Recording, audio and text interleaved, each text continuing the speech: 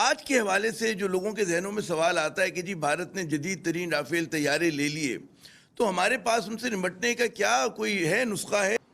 جی آپ نے یہ بڑے عنایت کی کہ آپ نے کہا ہم تھوڑے سے کمزور ہیں. میرا خیال اس میں ہم کافی کمزور ہیں. آصف یاسین ملک صاحب آرمی چیف نے یہ بھی کہا کہ جی دشمن کے جو اسلحے کے انبار ہیں ہمیں مروب نہیں کر سکتے، لیکن ظاہر ہے کہ جو ایک عام ذہن اس کے ذہن میں بہت سارے سوالات آتے ہیں عام آدمی کے کہ جی بھارت کو عددی اعتبار سے برتری حاصل ہے، بھارت کے پاس اسلحہ زیادہ ہے، بھارت کے پاس مطلب ہے معیشت ان کی جو ہے اس وقت زیادہ بہتر پرفارم کر رہی ہے پاکستان کی بنسبت. تو ان کا ذہن میں یہ سوال ہوتا ہے کہ پاکستانی فوج کے پاس ان سے نمٹنے کی کیا حکمت عملی ہے؟ جی دیکھیے، ہر فوج کی ایک حکمت عملی ہوتی ہے جو تھریٹ انالیسس کے بعد بنائی جاتی ہے، اور اس کے اندر بہت سے فیکٹر ہوتے ہیں. ہتھیار ایک فیکٹر ہوتا ہے، کافی میجر فیکٹر ہوتا ہے، لیکن اس میں اور چیزیں، اسٹریٹجی اور اپنے فوج کا مرال، اپنے قوم کا جو ہے اس فوج کے اوپر ٹرسٹ، یہ امپورٹنٹ فیکٹرز ہوتے ہیں جو کرٹیکل ہو جاتے ہیں جنگ کے اندر. اب انہوں نے ذکر کیا ایک بڑے کرٹیکل فیکٹر کا، جس کو میں کہتا ہوں وہ جو ہٹ دا نیل والی بات تھی، کہ انہوں نے صحیح نقطے کو اجاگر کیا ہے. اور جو 5th جنریشن وارفیئر کی انہوں نے بات کی، 5th جنریشن وارفیئر جو ہے وہ ہتھیاروں کی طرف ٹارگٹ نہیں کرتی. اس کا ہدف جو ہے وہ ہتھیار یا زمین نہیں ہوتا، وہ ہوتی ہے ٹورڈز ہارٹس اینڈ مائنڈ، دلوں اور سوچ کو انفلوئنس کرنے کے لیے 5th جنریشن وارفیئر لانچ کی جاتی ہے. اگر آج ہم اس چیز پہ میں چاہوں گا کہ تفصیل سے بات کریں. سب سے بڑا جو سب چیلنج ہے ہمارے سامنے ہائبرڈ وار کا ہی ہے. ہمیں ناظرین ایئر مارشل ریٹائرڈ شاہد لطیف صاحب نے بھی جوائن کیا ہے.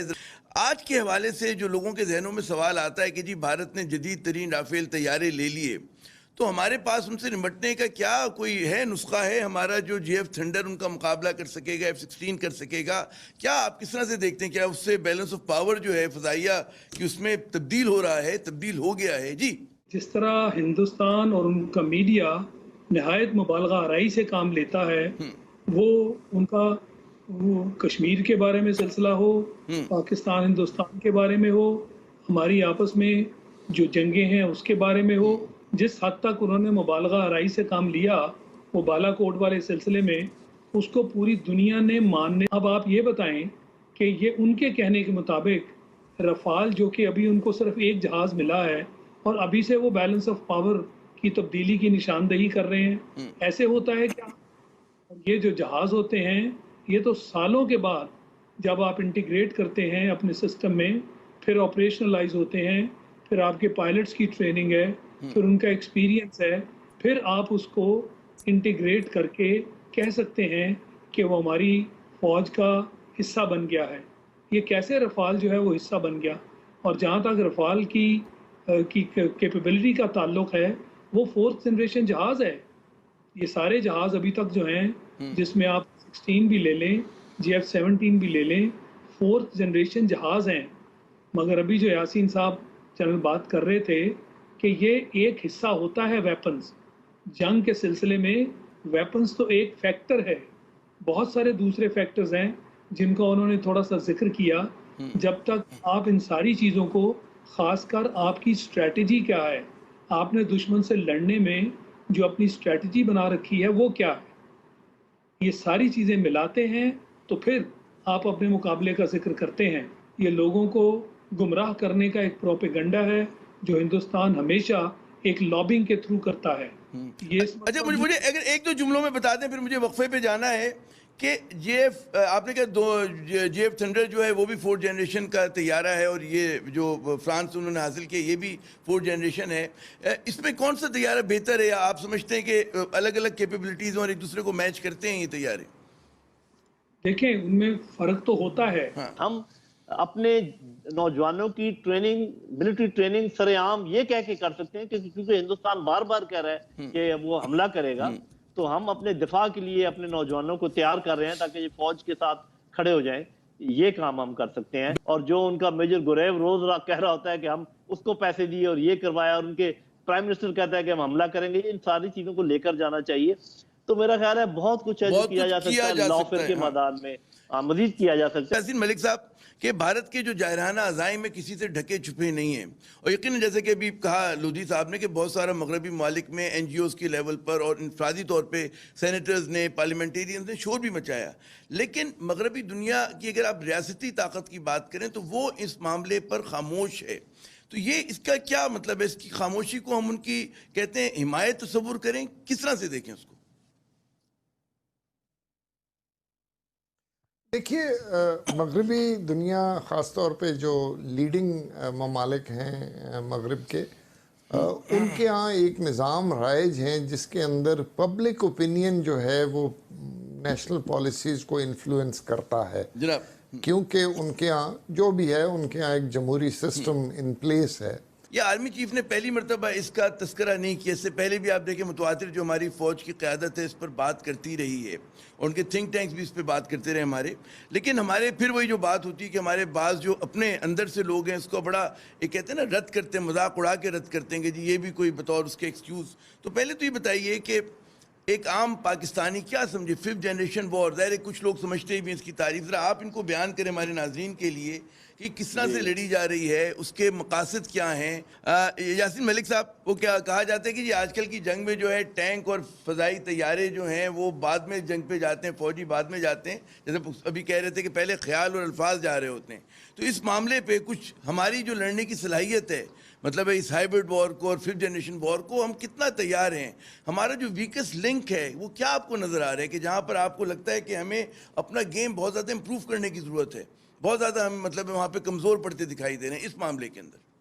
دیکھیے پہلے میں تھوڑا سا آپ کو کہوں، ایک ٹرم استعمال ہوتی ہے اسٹریٹجی کے اندر، شیپنگ آف انوائرمنٹ. اچھا، یعنی آپ حالات پیدا کرتے ہیں جس کے اندر دشمن اپنی کاوشوں میں یا اپنی جو ان کے اہداف ہیں اس کو اچیو کرنے کے لیے وہ جنگ سے پہلے وہ کچھ کام کرتا ہے. تو یہ جو سارا اس وقت عمل ہو رہا ہے جس کو آپ ہائیبریڈ اور 5th جنریشن کا نام دے رہے ہیں، یہ ایک شیپنگ آف انوائرمنٹ ہو رہی ہے for hostile action against Pakistan. اب اس کے اندر پری وار بھی ہوتا ہے، پھر ڈیورنگ وار ہوتا ہے اور پھر پوسٹ وار ہوتا ہے. مثلا 65 وار میں انڈین میڈیا نے یہ شور کرنا شروع کر دیا تھا، بلکہ خبر آ بھی گئی تھی کہ لاہور پر قبضہ ہونے والا ہے، فوجیں پہنچ گئی ہیں، اور پھر انہوں نے اتنے 1000 مربع میل قبضہ کر لیا. وہ ایک سائی وار فیئر کا حصہ تھا. یہ ایک بڑا امپورٹنٹ چیز ہے. دوسرا میں تھوڑا پیچھے جاؤں گا. جنرل لودھی صاحب نے کہا کہ یہ فوج اور عوام کے درمیان ایک خلا پیدا کر رہے ہیں. میرے خیال میں اس سے یہ ایک تھوڑا سا ایک سٹیپ آگے ہے. یہ اسٹیٹ اور پیپل کے درمیان ویج پیدا ہو رہی ہے، دل یا ان میں بے چینی، اضطراب پیدا کیا جاتا ہے. وہ ایک لارجر پکچر ہوتی ہے اور جس کے اندر فوج بھی آ جاتی ہے، اور وہ پھر یہی کہا جاتا ہے جی یہ فوج تو جیتی کبھی نہیں تو یہ کیا دفاع کرے گی وغیرہ وغیرہ. یہ تو رہا جہاں تک اس کا تعلق ہے. اب اس کو لڑنے کا کیا طریقہ ہے؟ ہمیں ایک انٹیگریٹڈ اپروچ بنانی پڑے گی. میں یہ شیئر کروں گا آپ سے کہ انڈیا میں جو یہ سارا سسٹم ہے یہ ان کے نیشنل سیکیورٹی ایڈوائزر کی جو کیا کہتے ہیں سربراہی میں را چلا رہی ہے، اور را جو ہے وہ ایک سویلین ایجنسی ہے جس کے اندر فوج کے لوگ بھی انکارپوریٹ کیے گئے ہیں. کلبھوشن اس کی ایک مثال ہے.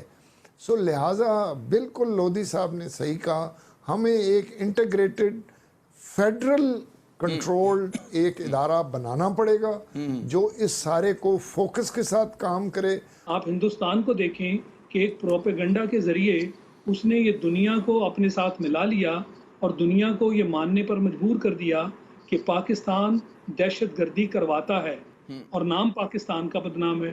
تو اس معاملے میں ہم بہت پیچھے ہیں. یہ جو لابنگ ہے، یہ جو نفسیاتی جنگ ہے، اس میں ہماری بڑی کمزوریاں ہیں. یہ بات بالکل بجا ہے کہ جو 5th جنریشن وارفیئر ہے اس کی ابتدا ہی نفسیاتی جنگ سے ہوتی ہے. یہ سوشل میڈیا میں دیکھیں، ہم نے کیا سوشل میڈیا میں کوئی ایسا سسٹم قائم کیا ہے کہ جس کے تحت بھارت کا جو پروپیگنڈا ہے اس کو کاؤنٹر کیا جائے؟ یہ وہ چیزیں ہیں جس کے اوپر ہمیں ایک اسٹریٹجی بنانا ہوگی. یہاں پر نعیم خالد لودھی صاحب ایک اور بڑا ٹرم یوز ہوتی ہے آج کل کے دور میں 21ویں صدی میں، سافٹ پاور. اور سافٹ پاور کا اظہار جو ہوتا ہے وہ موسیقی کے ذریعے ہوتا ہے, ڈرامے کے ذریعے ہوتا ہے, فلم ثقافت کے ذریعے ہوتا ہے. اور ظاہر کسی بھی اسٹیٹ کی, ریاست کی ہارڈ پاور کے ساتھ ساتھ جتنی سافٹ پاور مضبوط ہوگی اور وہ پھر اس چیز کو جیلن کر جاتی ہے وہ آپ کی ہائیبرڈ وار سے اور ففتھ جنریشن وار سے.